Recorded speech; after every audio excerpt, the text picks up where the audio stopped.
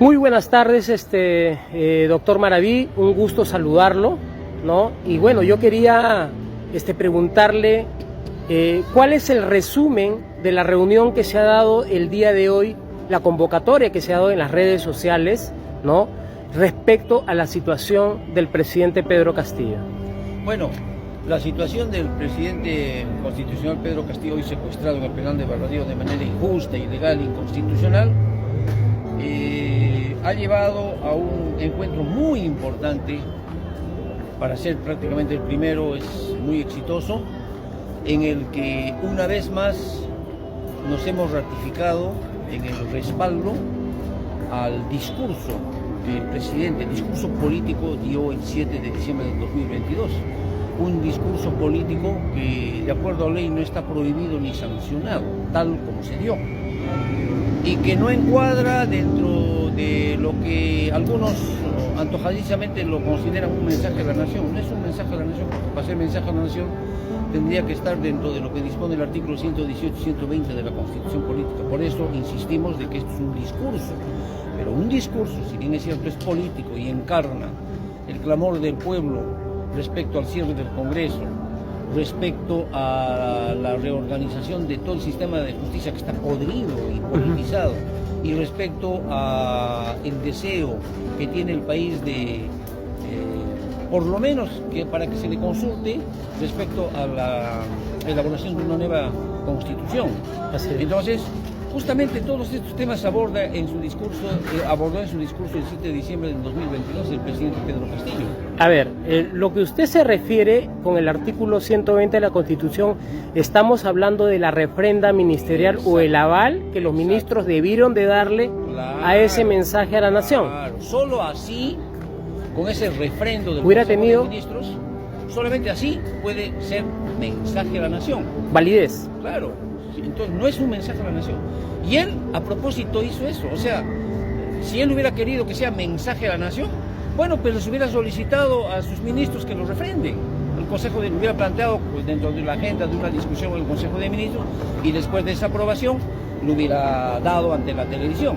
No, es que su propósito de él no ha sido dar un mensaje a la nación de acuerdo a las exigencias de la Constitución actual, sino un discurso político que, como te digo, aborda tres temas importantísimos, ¿no?, y que tienen enorme validez. Por eso yo digo, ¿no?, de que el discurso del presidente ha sido patriótico. Es lo que solicitaba, es lo que solicitaba la población, ¿no? Porque claro, el cierre del Congreso, el cierre del Tribunal Constitucional y bueno, pues, y la Asamblea Constituyente. Él habla de un Congreso con facultades para constituyentes, para que elabore una Constitución. Qué interesante, o sea, él ha expresado, él ha reflejado el sentimiento del pueblo, que si aquel 7 de diciembre del 22 era válido, ahora es mucho más válido, porque ahora el país está más desgraciado desde el 7 de diciembre del 2022 hasta el 7 de diciembre del 2024. Mucho más desgraciado. Y si tú le pidas a la gente, oye, ¿se debe cerrar el Congreso o no?, te van a decir que sí. De 100, probablemente 97 personas te van a decir que sí, se debe cerrar este podrido Congreso. O sea que prácticamente se ha convertido en una asamblea constituyente de la ultraderecha. Porque ellos están haciendo lo que prácticamente ha hecho el Congreso de la República, y usted creo que debe saberlo, es que ellos prácticamente tienen una nueva constitución, ¿no? Porque ya ni siquiera es la del 93, sino que con tantas modificaciones que se ha hecho, estamos hablando de una constitución del 2024. Claro, mira, y hecha por una asamblea constituyente, esta que me refiero, la actual, ¿no? Que mañosamente, sin tener facultades constituyentes, porque una cosa es tener facultad constituyente, ¿no? Ellos hacen lo que les da la gana, a espaldas del pueblo, de una manera dictatorial. Pues si existe la necesidad de hacer tantos cambios en una constitución, entonces llamemos pues a una asamblea y ahí que se discuta y democráticamente que se solucione Pero hasta esto, doctor Maraví, creo que se ha modificado, porque antes, recolectando las 2 millones de firmas, pasábamos directamente a un referéndum, pero esta modificación que ha hecho este Congreso actual, lo que ha hecho ha sido de que pase a la mesa de comisión permanente. Claro. ¿Y qué van a hacer ellos? Claro, mira, con aprobar sus modificaciones en 2 legislaturas ordinarias, ya está, ya modificaron la Constitución. Pero modifican lo que les conviene. Qué bueno fuera que modificaran aspectos que repercutirían positivamente en beneficio de la población mayoritaria, ¿no? La empobrecida, en fin, ese casi 80% de informales, toda esa gente que está abandonada, está en la pobreza o extrema pobreza, no es para ellos. La reforma es para los que quieren gobernar 30 años más. Y ahora están a punto de seguir modificando la Constitución en materia de control de la justicia, para asegurarse, ¿no?, que, por ejemplo, en el TC tengan el control. Quieren aumentar el número de miembros en el jurado, en la Junta Nacional de Justicia, en fin, en todo, en lo que tiene que hacer el Ministerio Público, el Poder Judicial. Incluso ahora ya ellos quieren decidir quién debe ser el presidente del Jurado Nacional de Elecciones. El último presidente que acaba de asumir, ya según los cálculos de estos, pronto tendría que dejar la presidencia. ¿Por qué? Porque el Congreso, si es que eso lo modifica, decidiría quién va a ser el próximo presidente. ¿Y justamente para qué sería? Sería para asegurarse el triunfo electoral el 26. O sea, el 26 la ultraderecha en el Perú está dispuesta, así sea manchándose la sangre, con más muertos, más como lo están haciendo. Claro, están dispuestos a ganar las elecciones por las buenas o las malas. Así es el asunto. Para poder terminar, la situación del presidente Pedro Castillo, que ya entró a proceso de juzgamiento. ¿Qué se le espera al presidente Pedro Castillo? Mira, vamos a referirnos al caso de rebelión y otros delitos que están en el mismo expediente, pero principalmente rebelión, porque a él se le ha detenido supuestamente porque ha infraccionado el artículo 346 del Código Penal, que justamente tipifica el delito de rebelión. Y dice claramente que para aquella rebelión tiene que haber un alzamiento en armas. Y no ha habido alzamiento en armas, como el mismo presidente lo dice, ni siquiera tenía un lapicero con el cual amenazar a alguien, ¿no? O es que un papel es un arma, o sea, el documento donde estaba su discurso político. Entonces,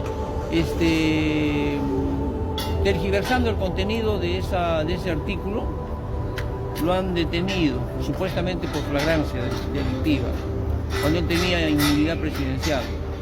Y después de eso han determinado su detención preventiva, ahora lo han ampliado a 36 meses.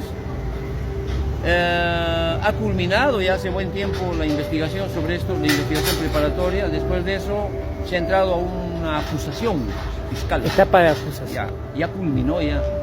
Después de eso se ha entrado al control de acusación, pues, ¿no? Ya terminó.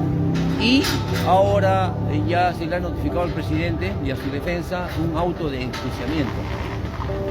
Y entonces estamos a la espera de que un tribunal que ha de ser designado para que ya lo someta a un juicio oral, seguramente defina la fecha de inicio de ese juicio oral. Que no va a ser otra cosa sino un juicio político, porque no hay forma de sustentar que el presidente ha cometido un delito de rebelión. No hay forma jurídica, no hay forma, porque se necesita el levantamiento en armas. Pero sí hay otra forma, que es políticamente. Y como el Poder Judicial se ha convertido en un brazo político prácticamente de los grupos de poder en el país, que sirve para perseguir y sentenciar a los detractores políticos, a los contrarios del statu quo, a quienes sí protege, los exculpa. Entonces estamos asistiríamos pronto a un show donde la derecha va a saciar su odio, su resentimiento, para ya hacer lo que ya está anunciado. Claro. Ellos quieren condenarlo. Entonces por eso que nosotros en estos eventos denunciamos eso, ¿no? Que ya estamos yendo a una condena, no por nuestra debilidad, ni siquiera jurídica, mucho menos política, sino porque así se maneja la justicia en el Perú. Entonces, para eso necesitamos que, el pueblo entienda esta real situación, se movilice y exija, presione a ese Poder Judicial, a ese Ministerio Público, para que dejen de actuar politizadamente. Ahora, nosotros entendemos obviamente que en esto, el proceso penal, el tema principal es político, el secundario es el judicial, el técnico jurídico. En ambos casos estamos luchando, pero dándole la importancia que cada uno merece, ¿no? Lo principal es lo principal, lo secundario es lo secundario. Así vamos, entonces, bueno, va a depender de la fuerza del pueblo, de todos, para que podamos tenerlo libre a nuestro presidente y ojalá restituir su cargo de la presidencia. Doctor Marmí, muchas gracias por el tiempo que nos ha dado y esperemos tenerlo también en vivo en el programa. Voy a tratar de coordinar con los compañeros para poderlo tener en el programa y poder tener una conversación un poquito más extensa. Muchas gracias. Muy buenas tardes. Buenas tardes.